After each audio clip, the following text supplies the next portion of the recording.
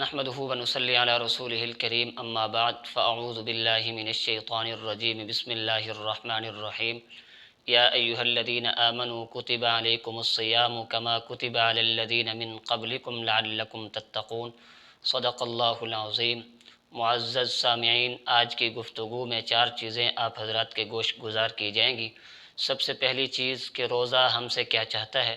محترم سامعین، آپ حضرات کے علم میں ہے کہ رمضان المبارک کا معزز اور محترم مہینہ چند دنوں کی دوری پر ہے، اور یہ رمضان کا مہینہ ہماری زندگی میں بارہا آ چکا ہے اور یہ ہر سال آتا ہے۔ اب غور طلب بات یہ ہے کہ یہ رمضان کا مہینہ عادتاً گزرتا ہے یا اللہ کی رضا کے ساتھ گزرتا ہے، اور یہ بھی یقینی بات ہے کہ رمضان کا معزز اور محترم مہینہ اللہ کی طرف سے ایک بہت بڑی نعمت ہے، اور یہ بارہا ہماری زندگی میں آ چکا ہے، اور یہ بات طبیعی ہے کہ انسان کو بار بار ملنے والی نعمت عادتاً استعمال ہونے لگتی ہے۔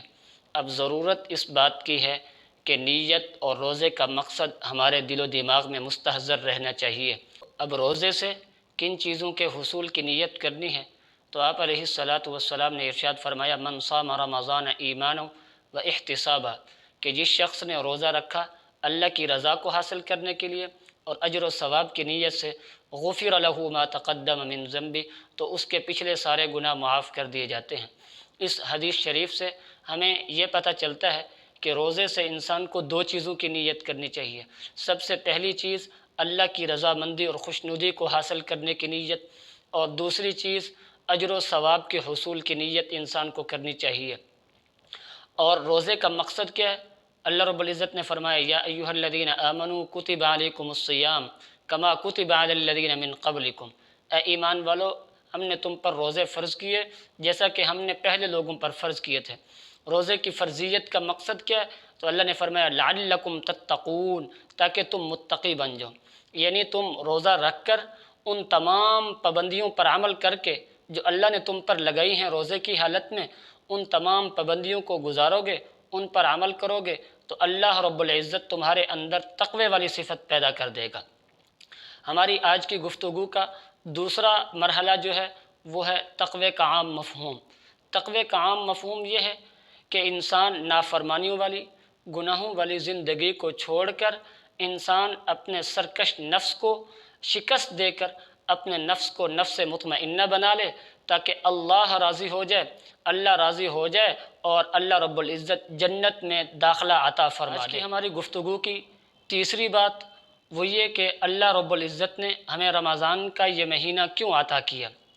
یہ بہت بڑی حقیقت ہے کہ اللہ رب العزت چاہتے ہیں کہ ہم میں سے ہر ایک آدمی کا داخلہ جنت کے اندر ہو، ہر ایک جنت کے اندر داخل ہونے والا بن جائے۔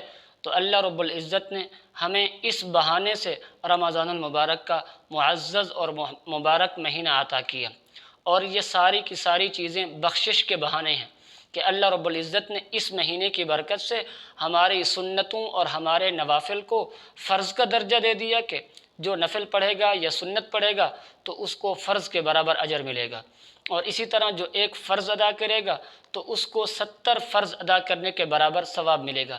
تو یہ انسان کی بخشش کا بہانہ ہے کہ انسان اللہ کو راضی کر کے زیادہ سے زیادہ اجر و ثواب رمضان کے اندر سمیٹ کر جنت میں داخل ہونے والا بن جائے۔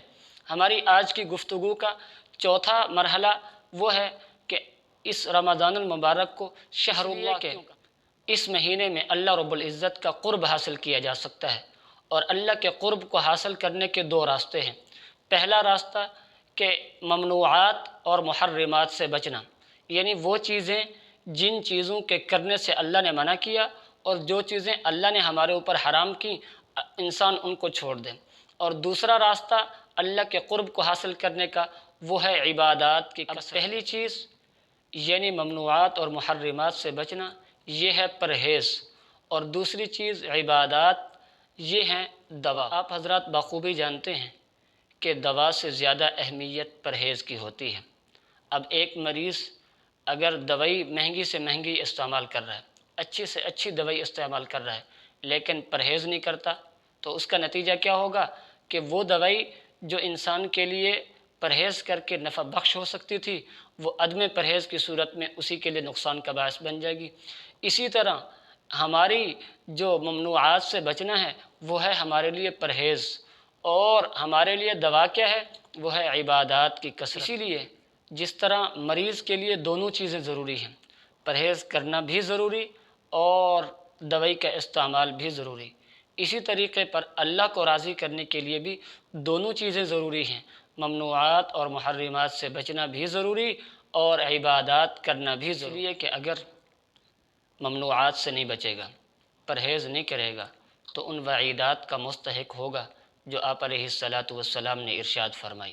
اب وعیدات کیا ہیں؟ تو پہلی وعید طبرانی کے اندر روایت ہے، آپ علیہ الصلاۃ والسلام نے فرمایا فَإِنَّ الشَّقِيَّ مَنْ حُرِمَ فِيهِ رحمۃ اللہ عز وجل، کہ محروم آدمی وہ ہے جو اس بابرکت مہینے کے اندر اللہ کی رحمت سے مایوس اور محروم ہو جائے۔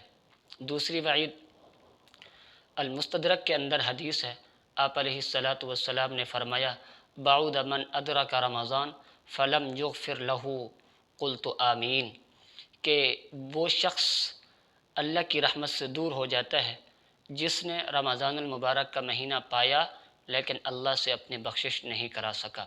اسی طرح آپ علیہ الصلاۃ والسلام نے فرمایا کہ بہت سارے روزہ دار ایسے ہیں کہ ان کو روزے کے ثمرات میں بجز بھوکھا اور پیاسا رہنے کے کچھ حاصل نہیں ہوتا۔ اس کی وجہ کیا ہوتی ہے؟ اس کی وجہ یہ ہوتی ہے کہ انسان پرہیز نہیں کرتا۔ اسی لیے دوائی سے زیادہ پرہیز کہ جس طرح صبح سے لے کر شام تک بھوک اور پیاس کو برداشت کرنا ہے، اسی طرح جسمانی اعضاء سے سردرد ہونے والے گناہوں سے بھی ہم نے بچنا ہے۔